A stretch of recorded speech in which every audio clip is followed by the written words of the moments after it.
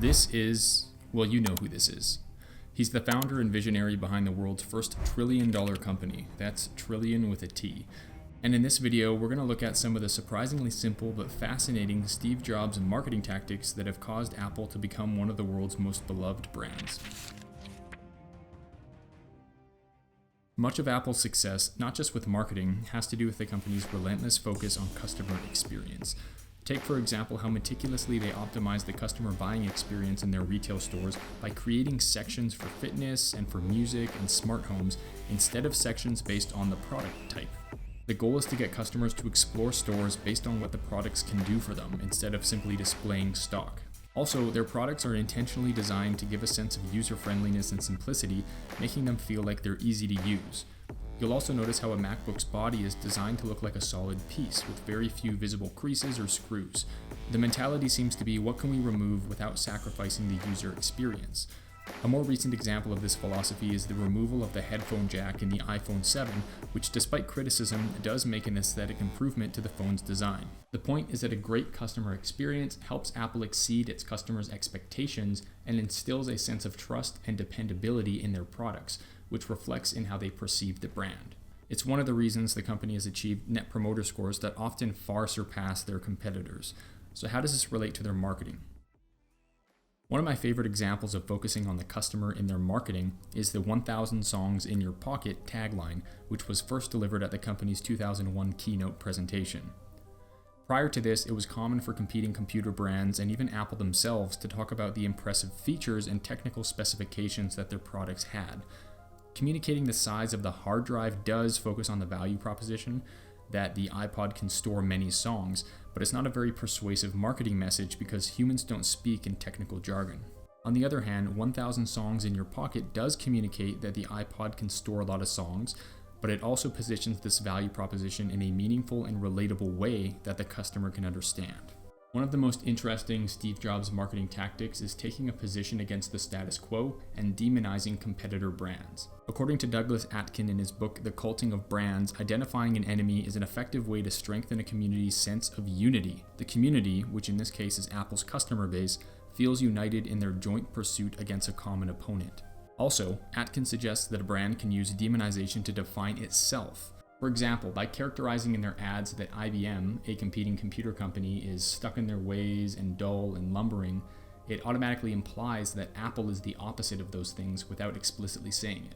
It's a brilliant tactic that causes customers to feel a certain way about Apple while thinking that they came to that conclusion on their own. You could argue that one of the most important values that Apple customers possess is change. They picture themselves as being progressive, creative, and innovative, opposed to the status quo. And Apple plays into this in their 1987 ad named Hard Sell. The premise of the ad is a youthful salesman pitching an idea to an older businessman stuck in his ways and who wants to continue doing things the way they've always been done. Here's a clip from that ad. It's a nice system. I just can't take a chance on something new. A chance? Our whole company stands behind our product. But I'm not a gambler. We've got the software. We're all tied together. Everybody's trained. The last thing that I need right now is a change. What's interesting about this ad is that there's no mention of a specific Apple product, there's no sale or offer or anything like that. But what it is a jab at IBM. They're trying to portray them as the old way of doing business. Without saying that Apple is innovative and progressive, the use of demonization in this ad against the old businessman makes Apple customers feel like Apple is the protagonist, and that it embodies everything this businessman does not. In my opinion, this is a great demonstration of brand marketing. So think about the attributes and values you want your brand to represent, and then build a community around antagonizing the opposite values. One of the most powerful Steve Jobs marketing tactics is building a sense of self-actualization in their customers by creating a desire to belong. For me, this is the most interesting insight from the Douglas Atkin book. He calls it the cult brand paradox. So the book examines the similarities between people who join cults and people who loyally follow brands like Apple. Many people believe that people who join cults are socially inept and they're outcasts from society, and that they join cults because they're manipulated to conform to the cult's way of life. But after interviewing dozens of cult followers, the author discovered that that was far from what a typical cult follower actually looked like. He learned that most cult members are normal, respectable people in their communities, they have normal jobs and normal social lives, and that the real reason they joined a cult was not to conform, but rather to become more individual. And this is the paradox. He learned that cults acted as an outlet for members to become more like themselves. They were able to express themselves in alignment with their own self-narrative. Apple used this concept to their benefit by talking not about their products, but about the values their customers believed in, or at least that the best version of themselves believed in. In 1986, they ran an ad named "The Power to Be Your Best" that showed visuals of race cars, Olympic athletes, and weightlifters performing feats of power and performance. The ad finishes with messaging that aligns with the self-image of a customer who's likely to become an Apple customer. At the time, the ad was criticized by marketing experts because it's not clear it's about Apple computers.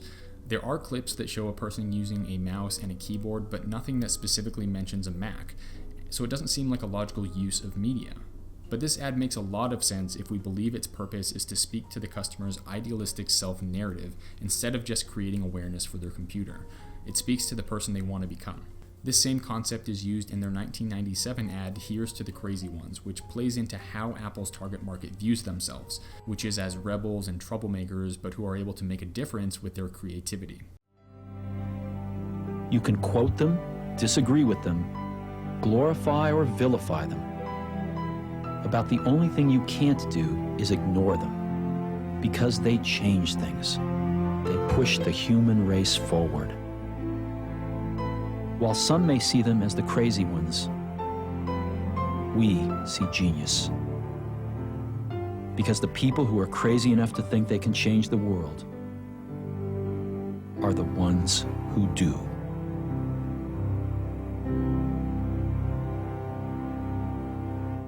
One Apple customer was quoted as saying, "A Mac made me creative.